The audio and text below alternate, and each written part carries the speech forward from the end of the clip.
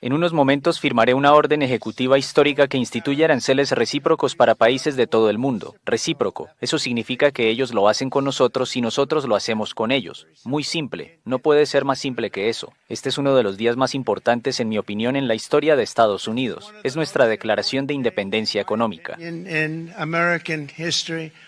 It's our Declaration of Economic Independence. Eran declaraciones de Donald Trump en el llamado Día de la Liberación, este 2 de abril, al que el mandatario le quiso dar un viso histórico, diciendo que era uno de los días más importantes para Estados Unidos. Pero después del 2 de abril vino el 9 de abril. Mientras tanto, el mundo entró en histeria colectiva, el mundo bursátiles, las bolsas de Asia, de Europa, de Estados Unidos se desplomaron y el mundo empezó a sentir los embates de esta batería de aranceles que el pasado miércoles, 9 de abril, Donald Trump devolvió. Reculó en esta medida menos contra China. Llega entonces el momento del análisis, como ya les comentábamos en el segmento anterior. Vamos a intentar explicarles de qué va toda esta política arancelaria de Donald Trump con un analista de la casa que me alegra recibirlo nuevamente en Ampliamente, Damián Sichero, analista internacional, se conecta con nosotros desde Argentina. Damián, qué gusto tenerte de nuevo en Ampliamente.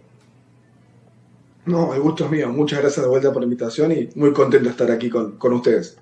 Gracias a ti por siempre colaborar con nosotros y por ayudarnos a entender este tema puntualmente, que es muy complejo, porque cuando el mundo estaba en pánico total y se hablaba de cambio de sistema, de caos global, de una reconfiguración del sistema comercial, financiero, internacional, de un cambio en las relaciones internacionales, bueno, ahora el miércoles Donald Trump dijo que devolvía la medida porque había países dispuestos a negociar, y que de una u otra manera Estados Unidos, con el peso específico que tiene en el sistema internacional, pues había logrado a través de esta batería de aranceles que muchos estados recularan y que cambiaran un poco su política arancelaria hacia Estados Unidos. No pasó lo mismo con China, pero inicialmente, para ordenar el asunto, ¿cómo entender esta medida de Donald Trump que llevaba tiempo amenazando hasta que finalmente da el golpe?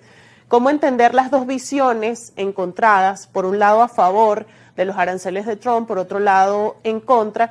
Y fundamentalmente hablar de si realmente esto representa un cambio de sistema, como muchos analistas lo han adelantado. Bueno, yo creo que tenemos varias cosas que analizar. Para empezar, Donald Trump o Donald Trump 2.0 es mucho más radical que el primer Donald Trump que vimos entre 2017 y 2020. Y yo creo que la explicación allí se encuentra en que él ya no puede ir en busca de la reelección. Este es su segundo mandato, el último, por lo tanto no tiene que rendir cuentas a futuro y puede, en ese sentido, hacer cosas mucho más radicales que en su primer mandato. En su primer mandato él iba a ir en busca de la reelección, por eso en algunos sentidos tenía que contenerse. Esto le permite a él, ¿no?, implementar diferentes medidas en un montón de áreas. Estamos viendo desde la guerra en Ucrania, la guerra en Gaza, etc. Y obviamente en la cuestión arancelaria. Como bien dijiste, aplicó una serie de aranceles a más de 100 países.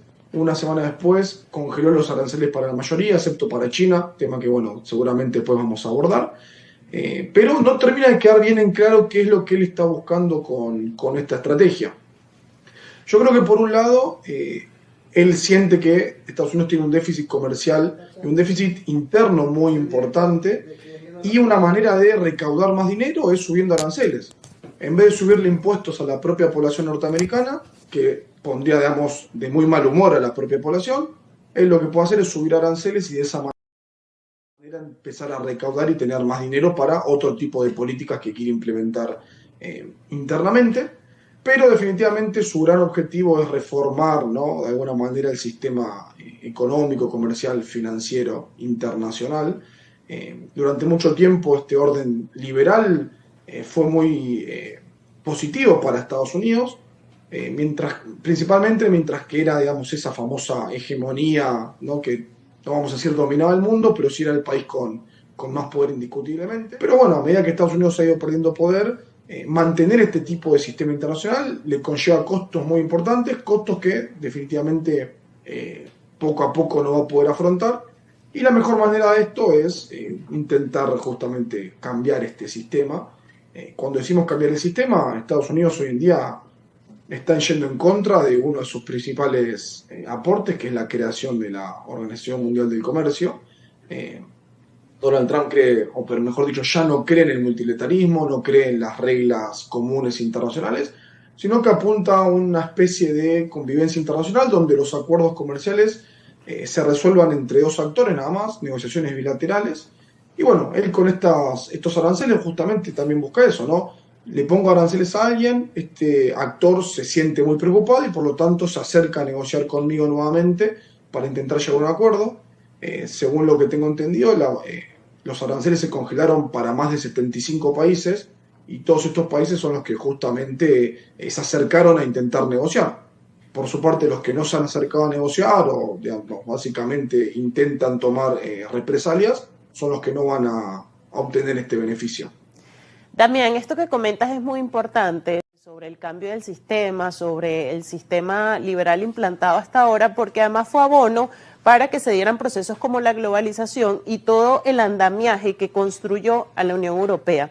En este punto a mí también me surge una pregunta que yo sé que tú la puedes responder muy bien porque además eres especialista en relaciones internacionales, y es si estamos ante una visión realista de las relaciones internacionales, si volvemos a ese realismo político en el que esta visión liberal cambia un poco. Entonces, ¿cómo entender ahora las relaciones internacionales? ¿Se está guiando Donald Trump hacia esta corriente? Bueno, a ver, me parece que es una excelente pregunta y, digamos, en términos generales, creo que es acertado el punto de vista.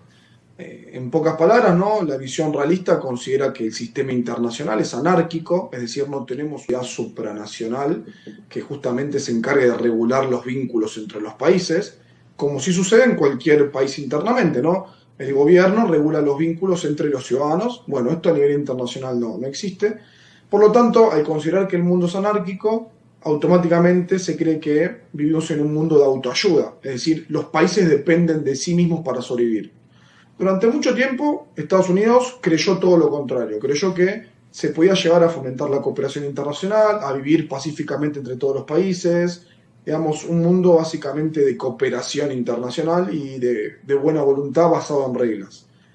Pero poco a poco parece que Estados Unidos se ha dado cuenta que eso no es viable, o es viable mientras que un país pueda mantenerlo. Y acá voy a retomar un poco el hilo de la respuesta anterior. Mientras que Estados Unidos tuvo el poder suficiente para mantener este orden liberal, asumió los costos y asumió el riesgo, poco a poco se ha dado cuenta que se sobreexpandió en sus capacidades, es decir, ha intentado abordar muchas más cosas de las que realmente podía. Eso hoy en día le está llevando a pagar importantes costos. Y bueno, ante esta situación donde ya no tiene el poderío que tenía hace muchos años, la mejor solución es retraerse, volver a refugiarse en sí mismo para únicamente encargarse de los asuntos que realmente son de preocupación, digamos, de vital preocupación para Estados Unidos. Hoy en día eso es la contención de China. Estados Unidos, sea con Joe Biden, sea con Donald Trump, incluso con Barack Obama, siempre ha dejado en claro que su preocupación existencial, su principal desafío es contener a China, y para eso necesita recursos. La mejor forma de tener recursos es recortando gastos. En este caso Estados Unidos siente que retirándose del sistema internacional recorta gastos. Un ejemplo claro de esto es dejar de apoyar a Ucrania en la guerra con Rusia. Por lo tanto, yo considero que sí, ¿no? Que estamos viendo una política más realista, que en palabras un poco más vulgares sería sálvese quien pueda, y Estados Unidos está pensando únicamente en sí mismo hoy en día con Donald Trump, casi sin importarle lo que le suceda al resto de los países, incluso sus aliados. Por eso hasta tiene conflictos con Europa o con países de Asia-Pacífico como Japón o Corea del Sur.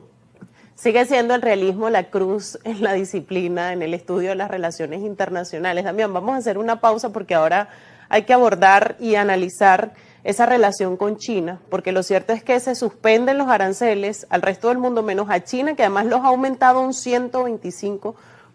Vamos a hacer entonces una pausa y al regreso analizamos esto y qué implicaciones puede tener para la economía global y las consecuencias a largo plazo de esta guerra comercial que pareciera que es ya directamente contra China. Lo estamos analizando con Damián Sichero y al regreso seguimos en esta conversación.